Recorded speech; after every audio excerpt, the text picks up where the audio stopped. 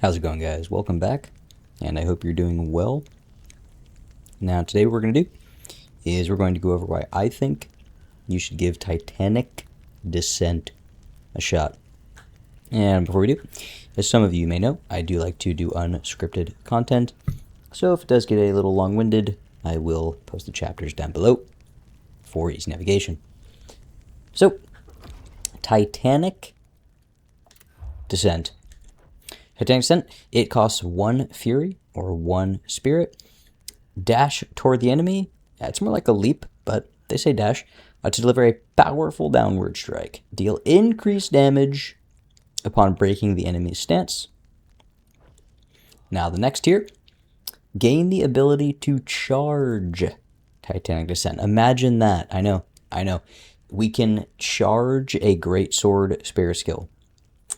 Charge the skill to consume 1 additional Fury Charge or Spirit Charge and increase its damage. We love damage.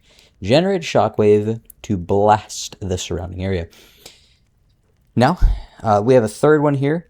Due to the neglected Greatsword, which is part of the Ashen Wolf set, the red skill level up is Titanic Descent Eruption.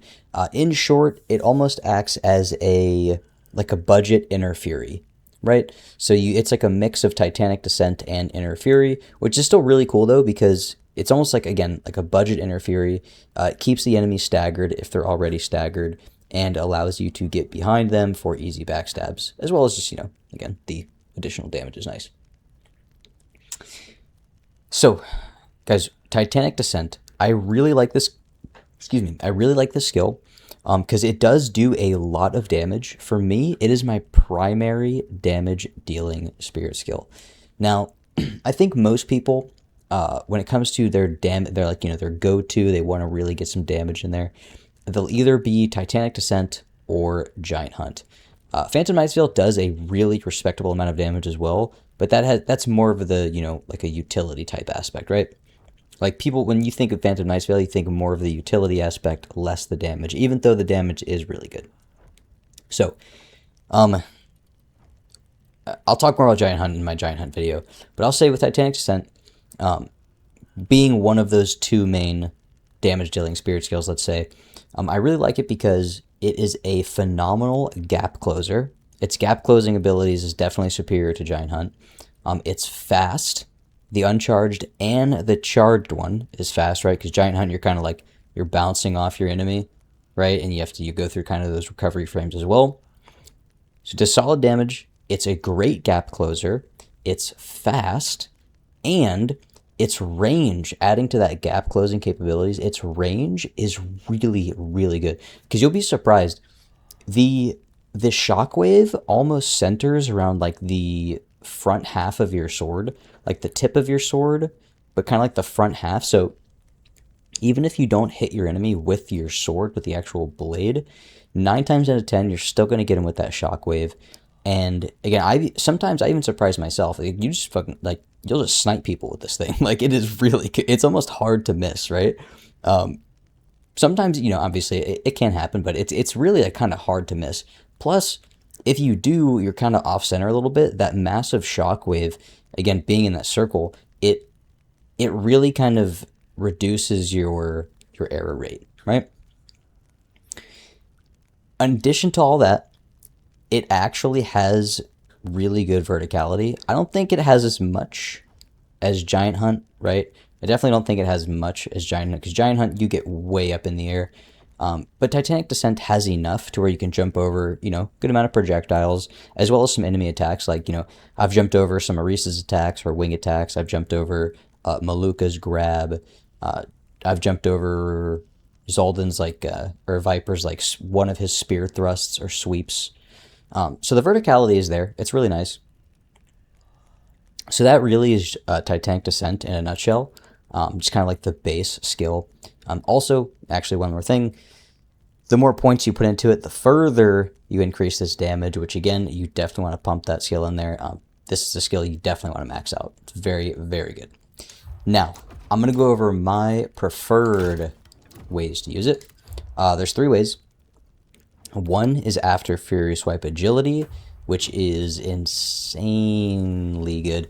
I love Fury Swipe Agility and Titanic Descent, especially when paired with each other as well. Not just, just laying the pressure on, right? Because you guys see me, I'll Fury Swipe into my enemy and then Titanic Descent, right? But it's very, very sexy when you Furious Swipe away from your enemy, right? So if your enemy's there, you Furious Swipe one of their attacks away from them and then re-engage with Titanic Descent. It is so smooth when you land it. It's beautiful. I showcased it in my Furious Swipe Agility video, actually, with Maluka. You can watch it in there. Furious Swipe his burst attack, re-engage with the Titanic Descent. Oh my. First time you hit one of those, you're going to be on cloud 9. It is sexy as hell. The second way, I will say, not only Furious Swipe Agility, but Ghost Arm Block Overpower. Guys, hitting it after Ghost Arm Block Overpower is really, really fast. Because Ghost Arm Block, they're recovery frames. Once you hit Ghost Arm Block Overpower, your next Spirit skill is instantaneous, right? It is with Furious Swipe Agility as well, but with Furious Swipe, you still have these little bit of frames after Furious Swipe that you have to go through. So you see I kind of finish my Furious Swipe, and then I can land it. It's just a little bit faster with Ghost Arm Block Overpower, and it feels phenomenal. You hit that Ghost Arm Block, as soon as that Ghost Arm Block negates the damage of that enemy attack, you just immediately pop up into the air and rain down Titanic Descent upon them. It feels so good. It feels so good. Even after, or I should say, especially when, if your enemy is going to give you a quick two-piece combo, two-piece value meal, with fries on the side, you Ghost Arm Block the first one, and then you hit Titanic Descent. You're instantly charged Titanic Descent and jump over their second attack, and then you just bonk them on the head. Oh my! Look, whether you're using the skill, once you're properly using the skill in all of its avenues, even some unorthodox ones, it just, I love this skill. I love this skill. It really just screams Greatsword. It's beautiful. Other than that, actually, I will say real quick, the aesthetics. When you have elements on your weapon, you see how that Titanic Descent, it kind of like, there's like it radiates outwards, but it still has some elements of it that kind of come vertically out of the ground. Your elements on your weapon will weave into that red, that little shock wave, right? And you can see them poking through as they come vertically out of the ground. It looks really, really cool. But okay, the third way I like to use Titanic Descent, which you don't see me use as often, but I have used it in some videos, is Heart Piercer. So guys, Heart Piercer, I like Heart Piercer, by the way. I'm going to have a Heart Piercer video, but I think a lot of people use Heart Piercer, and because, I like to just Ghost Arm Block, Armor Breaker, and then re-Ghost Arm Block, or, I'll use like Furious Swipe after Armor Breaker. But when I do use Heart Piercer, I love using Titanic Descent as a tool to re-engage, right? Because Heart Piercer, when you charge Heart Piercer, you pop it, and then you kind of, after you thrust the sword, you kind of re-space yourself away from your enemy, right? So you kind of, you space yourself away as part of the charged Heart Piercer move. So once you do that, I love to re-engage with Titanic Descent, mainly because, again, it's going to cover that distance, right, that you're getting away from your opponent with Heart Piercer, but also it has a very, very good chance at maintaining the stagger, right?